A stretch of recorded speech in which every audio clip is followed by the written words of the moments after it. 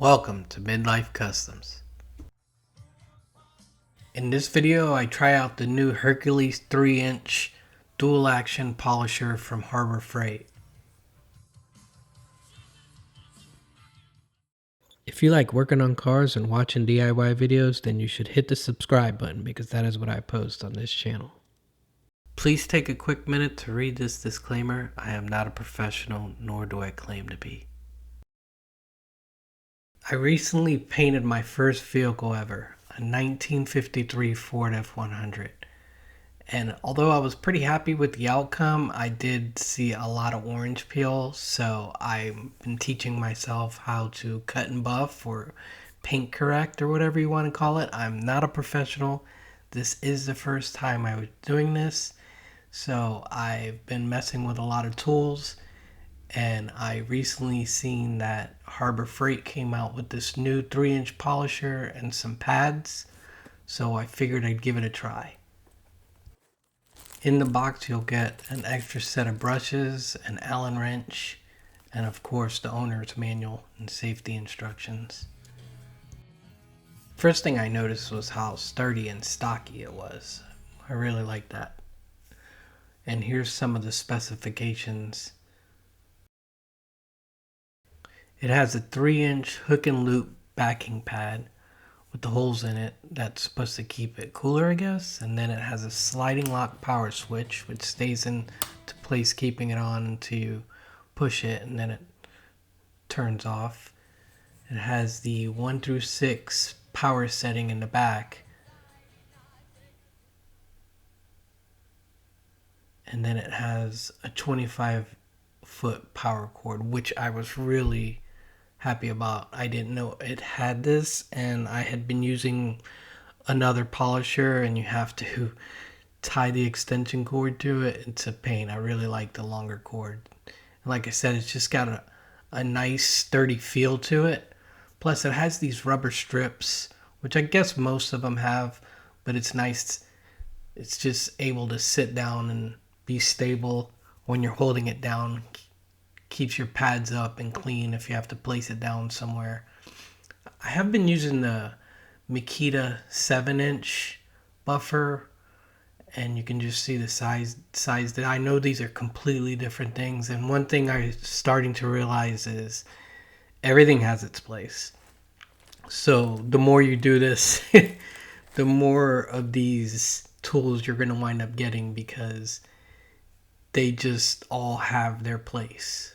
Bigger panels, tighter fits, and just what you're using them on will be what you need it for. And you can see right here the blended head on this. This is what made me want to do it, because I've been using this TORQX and it has the front, which you could change the backing pad out and all, but I seen this and I really liked the way it had the flat thing. So you can see on the fender underneath the bed how I can just be able to work that through there to polish it out. And then up on the side, I could actually do a couple passes on the bigger machine, the TORQX.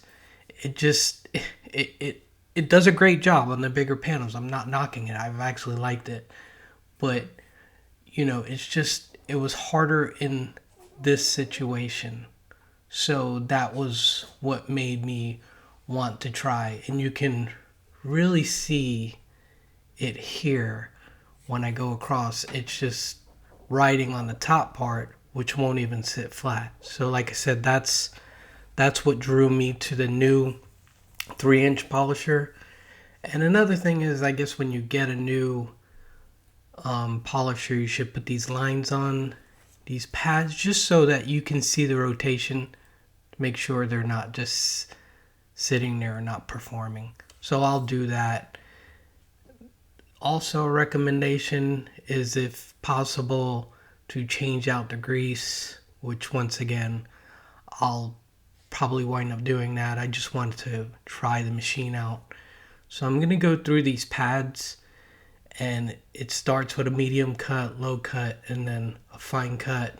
Basically compound polisher, fine polish. And I'm going to use the 3M Perfected Kit, which is a 3-stage thing. It has the rubbing compound, the machine polish, and the Ultrafine machine polish. This is just what I've been using. Like I said, I'm learning this. I'm not a professional at this. I'm learning as I go. So I'm just going to try to do it in the 3 stages. And here is the first pad I'll be using, the compound pad, and it feels really dense.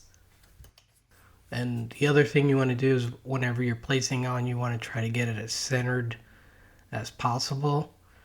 So you want to line it up and spin it and see.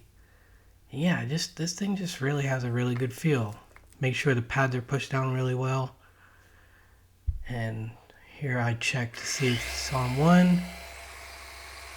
And I was really surprised at how smooth it was. I mean, the vibration was really low on it. Doesn't seem like much until you're doing these whole panels and getting into these tight spots. But yeah, I was really surprised how smooth it was. So here's 3. And back down to 1. And you can see the action right here.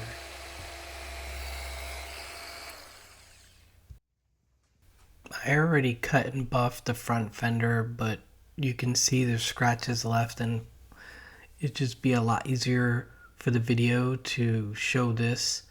So I'm going to use it to try to get these scratches out. Starting with the compounding pad, it says it's a medium cut and medium finish. I hit the new pad with some spray conditioner. They say to do that on any new pad, or at least load it up with new compound. And here you can see stage 1 of the rubbing compound. Make sure that I mixed up the bottle and applied some to the pad, and then also applied a little bit to the fender. And then you want to work it in and start on low. And I sped this up. I was actually surprised at how fast this seemed to be cutting, so I didn't stay on it very long. And like I said, I was just trying it out. So, but you can see the haze, so it cut it pretty quick. And then after getting it wiped off, I hit it with some wax and grease remover. Next step was the polishing foam pad. Same thing, centering up the pad, conditioning it, and then using step 2, which would be the machine polish,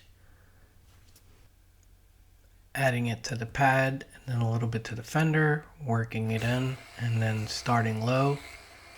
This seemed to be doing a really good job, so I stayed on. You can see the pattern. It's crosshatch, up and down, crosshatch, and you do that a few times, and then maybe stop in between and check to see the outcome, and if it's good, leave it alone. If not, start over again.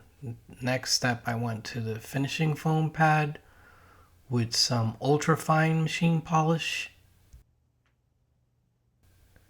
Conditioned the new pad with some spray. Added some ultrafine machine polish to the pad and the fender. Spread it out and started low, and then picked it up. Same back and forth, up and down, back and forth crosshatch pattern. And you can see that went pretty smooth. And wipe it off, clean it up, and give it a look. And here's the finished final look.